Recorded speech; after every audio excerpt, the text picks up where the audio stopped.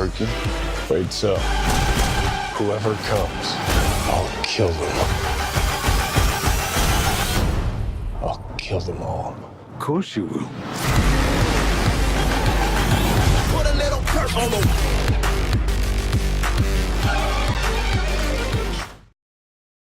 This was the weekend of sequels to movies from 2014 that were way better than the originals. Because John Wick 2 was awesome. Except for 50 Shades Darker, which I hear is just as bad as the first one. And the first one didn't come out in 2014. It came out in 2015, so... Wait a minute, did John Wick come out in 2015 too? No, it didn't. It was 14. Whatever. This is how we waste time, Wesley. This is how you lose your... This is where your audience retention just drops, alright? Get into the damn video, would you? Okay, I'm sorry. Stop yelling at me.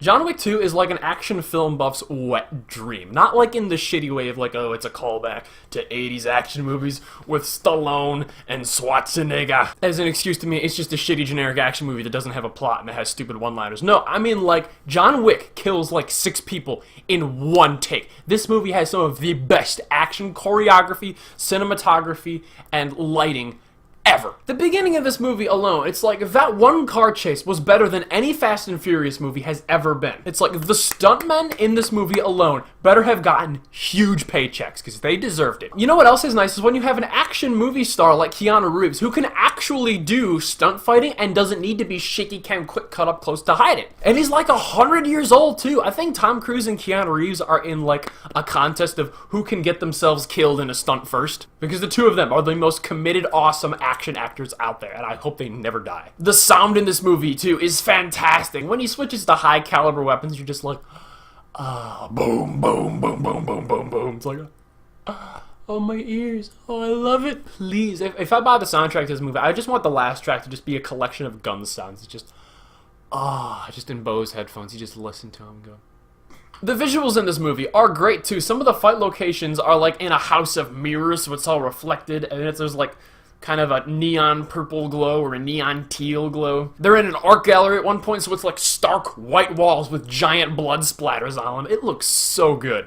The fist fights in this movie, too, are awesome. They're drawn out. They're super well choreographed. Most of them happen in, like, one take. You can see them head to toe what's happening. John Wick really likes flipping people over and kicking them. And there's none of that stupid Star Wars shit when people are, like, running into gunfight. No, John Wick gets shot all the time, but he's got a suit that's, like, bulletproof, so he's like holding up to his face as he like gets, and he's like turning around and ducking his head because he's using the suit and he's getting hit in the back because the people shooting at him aren't complete dickwads. They didn't graduate out of stormtrooper school. They're like, oh, this is a gun? How do I use it? Oh, okay. The locales at which these fights take place are just very, very well chosen, and they look fantastic. There was one scene where kind of reminiscent of the nightclub scene from the first one. It's like, I could do without the strobe lights, but other than that, looks great. The beginning of this movie, too, is just so stylish and cool. Just a lot of people were gushing about the world from the first one. It's like, oh, they built this comic book world. I didn't really buy it in the first one, but the second one, it's a lot more fleshed out and it's a lot more well done. There's established rules,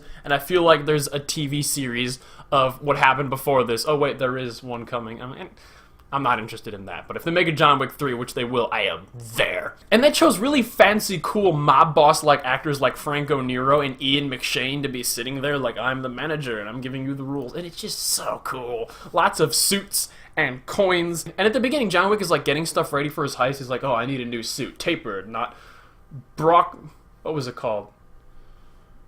Oxford, not Rogues, whatever. I'm trying to make the reference from Kingsman about the shoes, but I can't remember. Oxford, not Brogues. Brogues, not Oxford. One of them, you know. So he has to, like, get a suit, and then he has to, like, go shop for guns, and the British guy's making recommendations, and he's so well-spoken, and it's so professional. It feels like a video game hub world. It's like, you gotta visit all the shops. It's awesome. I loved it. Especially with their, like, no fighting on continental business territory rule.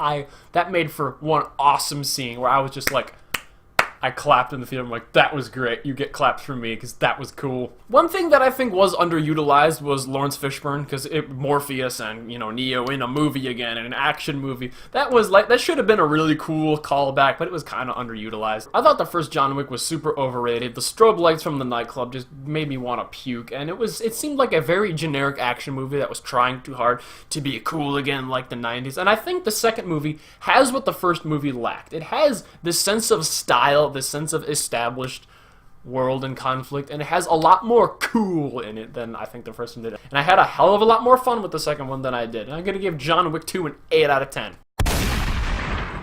Lego Batman is gonna win the weekend, but at least let John Wick 2 get second. Don't you dare let 50 Shades of Darker, a piece of shit, garbage, gray, black, whatever gives a f***. Don't let that beat John Wick. Please, please don't let that beat John Wick.